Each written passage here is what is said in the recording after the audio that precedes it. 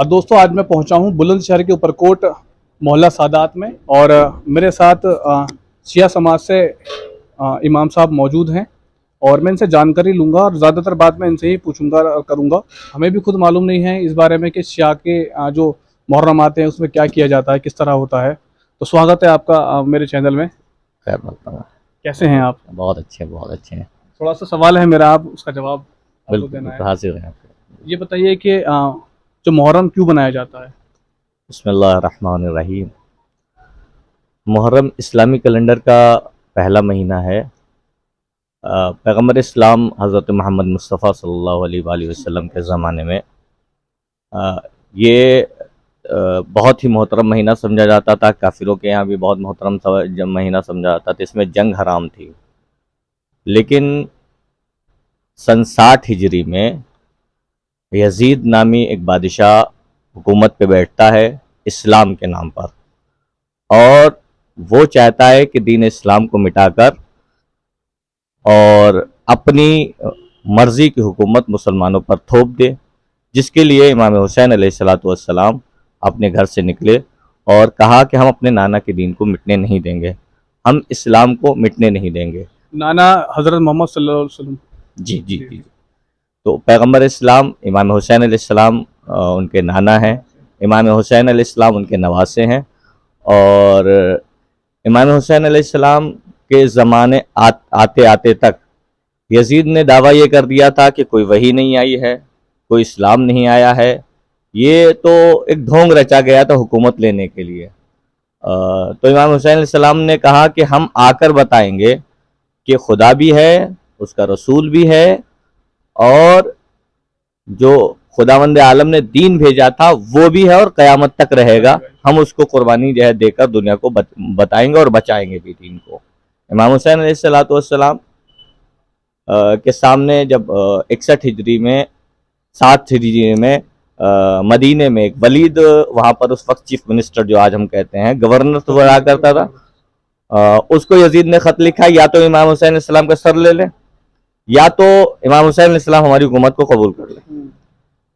तो सर कलम कराएं या फिर हुकूमत जो है हमारी कबूल करें, हमें एक्सेप्ट कर लें। तो इमाम हुसैन अलैहिस्सलाम ने कहा कि ये बातें दिन के उजाले में की जाएं, सबके सामने की जाएं।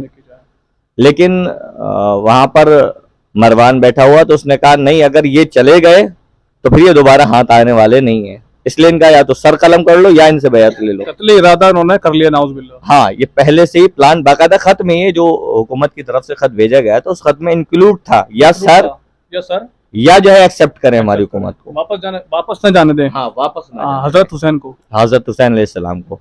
तो इमाम हुसैन अलैहिस्सलाम फौरन जलाल में आए और कहा तुम्हारी क्या औकात है, तुम्हारा सर कलम कर लो।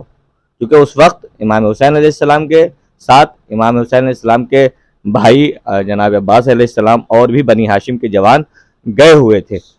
इमाम को मालूम था कि ऐसे हालात पेश आ सकते हैं, इसलिए इमाम हुसैन अलैहिस्सलाम उस तैयारी से वहाँ पर गए थे। तो फिर वो मजबूर हो गए इमाम हुसैन अलैहिस्सलाम को वापस भेजने के लिए, क्योंकि इतने लोग मौजूद थे, वहाँ पर खून खराबा होता और उनको मालूम था हमारा मकसद हासिल नहीं हो पाएगा। और फिर इमाम हुसैन अलैहिस्सलाम ने वहाँ से निकलने का इरादा किया और दुनिया को ये दिखाया सबसे पहले कि देखो हम जो जा रहे हैं वो इस्लाम बचाने के लिए जा रहे हैं। हमारा कोई मकसद दुनियावी मकसद नहीं कि हमें हुकूमत चाहिए, हमें दौलत चाहिए, हमें कुछ नहीं चाहिए। हम सिर्फ चूँकि यजीद ने ऐलान यही किया था कि कोई वही नहीं आई, कोई नबी नहीं आया, उसी का पैगाम देने गए थे कि जो चीज़ है तो है। हाँ, तो इमाम हुसैन अलैहिस्सलाम ने कहा हम दीन बचाने के लिए जा रहे हैं, वो इस्लाम कि जिसने मुसलमानों को ये सिखाया है कि मक्के में एक मच्छर को भी हम नहीं मार सकते, जी, बेशक। एक छोटे से जानवर को भी हम मक्के के अंदर नहीं मार सकते, जो हमें अजियत पहुंचा रहा है उसको भी हम नहीं मार सकते। इमाम हुसैन अलैहिस्सलाम दिखाने के लिए गए थे कि यजीद अब जो इस्लाम पेश करने जा रहा है वो इस सब को मिटाने जा रहा है। लिहाजा मक्के गए तो मक्के में क्या देखा इमाम हुसैन अलैहिस्सलाम ने कि लोग हज का एहराम पहने हुए हैं, कपड़े पहने हुए हैं, वो एहराम, और जब एहराम पहन लेता है इंसान तो उसके बाद बहुत सारी हलाल चीजें भी उस पर हराम हो जाती हैं, मसलन जानवर को मारना और बहुत सारी चीजें जो सभी मुसलमान जानते हैं इस चीजों को। तो जैसे इमाम हुसैन अलैहिस्सलाम वहां पर पहुंचे तो यजीद ने خفیہ سپاہی بھیج دیے جو اس احرام کے اندر خنجر چھپائے ہوئے تھے. یعنی وہیں سے پیغام امام حسین علیہ السلام نے دینا شروع کیا کہ دیکھو یزید کیا چاہتا ہے. یزید چاہتا ہے کہ جو مکے کی حرمت ہے وہ بھی پامال ہو جائے, وہ بھی ختم ہو جائے. اس لیے امام حسین علیہ السلام, ہم اور سب کی خواہش ہوتی مسلمانوں کے حج کے لیے جائیں, اور وہ تو نبی کے نواسے ہیں, تو ان کے لیے وہ تو جانے اسلام ہے, تو ان کے لیے تو اسلام بہت امپورٹنٹ ہے, حج بھی بہت امپورٹنٹ ہے. لیکن انہوں نے دیکھا کہ اگر میرا یہاں پر قتل ہو گیا تو یہ جو کانسیپٹ دین کا ہے وہ ختم ہو جائے گا. ظاہر سی بات ہے کہ یہاں پر جب مچھر کو نہیں مارا جا سکتا, ایک جاندار کو مارا جائے گا, اور نواسے رسول کو یہاں پر قتل کر دیا جائے گا, تو اس کی جو حرمت ہے وہ پامال ہو جائے گی. امام حسین علیہ السلام نے حج چھوڑ دیا, ایک دن حج کا باقی رہ گیا تھا. امام حسین علیہ السلام نے حج چھوڑا اور حج کو عمرے سے بدلا, اور پھر وہاں سے امام حسین علیہ السلام نکل پڑے. کوفے والوں نے بہت ساروں نے خط بھیجا تھا کہ آپ ہمارے یہاں تشریف لے آئیں, اور جب امام حسین علیہ السلام کوفے کی طرف چکے, خط لکھا تھا انہوں نے, بلایا تھا ان لوگوں نے, تو امام حسین علیہ السلام کوفے کی طرف جب نکلنے لگے تو یزید نے 10,000 کا لشکر, ایک حر تھے ان کے ہمراہ 10,000 کا لشکر بھیجا کہ وہ امام حسین علیہ السلام کا راستہ روکے جا کر, اور کوفے میں ناکہ بندی کر دی گئی کہ کوفے میں کوئی بھی جا نہیں سکتا, ہر جگہ پولیس لگی ہوئی ہے, ہر جگہ جو ہے فورس لگی ہوئی ہے, کوئی بھی انٹر نہیں ہو سکتا, کوئی بھی ایگزٹ نہیں ہو سکتا وہاں سے. اور یہاں سے 10,000 کا لشکر جو ہے حر کے ہمراہ بھیج دیا, اور یہ 10,000 کا لشکر امام حسین علیہ السلام کے آمنے سامنے ہوتے تک اتنا پیاسا ہو چکا تھا کہ امام حسین علیہ السلام اگر جو ہے 1 گھنٹہ اور رک جاتے یہ بچتے نہیں, یہ سب 10,000 مر جاتے. 10,000 کو وہ مطلب قتل کر دیتے؟ نہیں, قتل نہیں کر دیتے, وہ پیاس سے مر جاتے, پیاس سے مر جاتے کیونکہ ان کے پاس پانی ختم ہو گیا تھا. امام حسین علیہ السلام نے سب سے پہلا کام کیا, اور اپنے جو کمانڈر تھے مولا عباس, امام حسین علیہ السلام کے بھائی جناب عباس, ان سے کہا کہ پہلے ان کو پانی پلاؤ, یہ دشمن ضرور ہیں. دشمن جو آئے تھے ان کو پانی پلایا گیا؟ ہاں, کہا پہلے پانی پلاؤ ان کو. اور جب 10,000 کا لشکر, اور یہ ادھر بہت مختصر سا گروہ ہے, آپ یہ سوچئے 10,000 کے لشکر کو کتنا پانی ہوتا ہے. 10,000 کا لشکر, وہ بھی اتنا پیاسا تھا کہ ایک ان میں اتنا زیادہ پیاسا تھا کہ اس کے ہاتھ کانپ رہے تھے.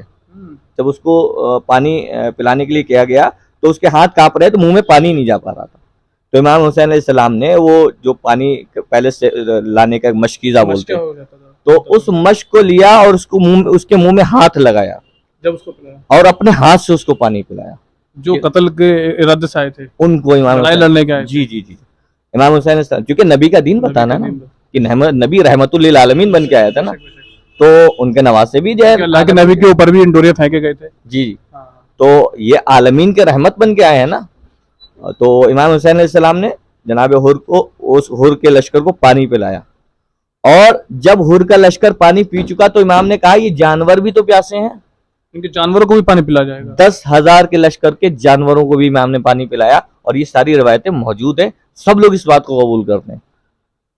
پھر اس کے بعد جب جانور پانی پی چکے تب امام نے پھر پوچھا کہ پانی بچا ہوا ہے؟ انہوں نے کہا ہاں پانی بچا ہوا. کتنا سیو کر کے پانی لے کر آئے ہوں گے امام حسین علیہ السلام, اندازہ کر سکتے.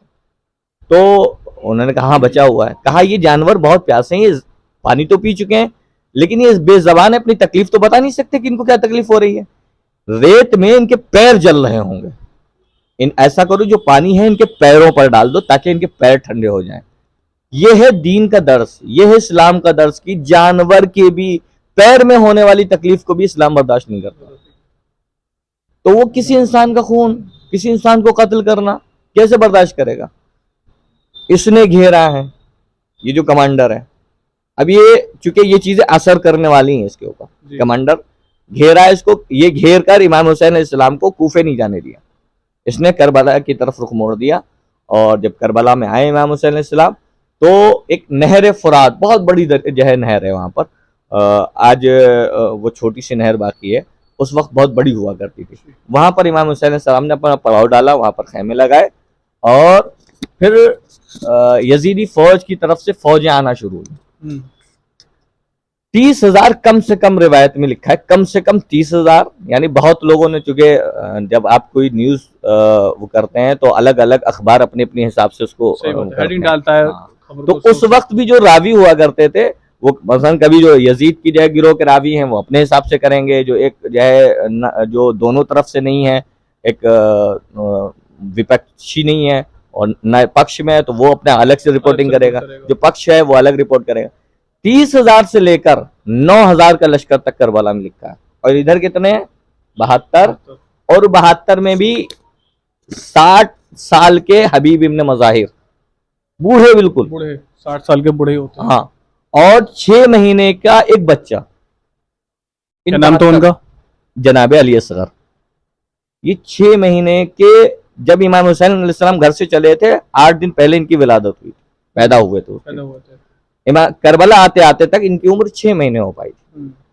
یہ 72 سا ایک چھوٹا سا گروہ, اس سے 9 لاکھ تک کے لوگ, 9 لاکھ مانیے نہیں 30,000 بھی مانیے, تو ظاہر سی بات جو علی علی اصغر جی, جو ان کے پتا ہیں وہ امام حسین علیہ السلام. جی, تو امام حسین علیہ السلام جب کربلا میں آ گئے, اپنا پڑاؤ وہاں پر ڈال دیا, تو یزید کے لشکر نے سب سے پہلا کام کیا, ان پہ پانی بند کیا. پانی بند کر دیا. جو نہر فرات پہ خیمے لگے تھے وہ ہٹوا دیے وہاں سے, اور ہٹوا کے دور نہر سے خیمے لگوائے گئے اور پانی بند کر دیا گیا. اب آپ اندازہ کیجئے کہ انہوں نے 10,000 کو پانی پلایا تھا, اس کے جانور تک کو پلایا, جانور کے پیروں میں ڈالا.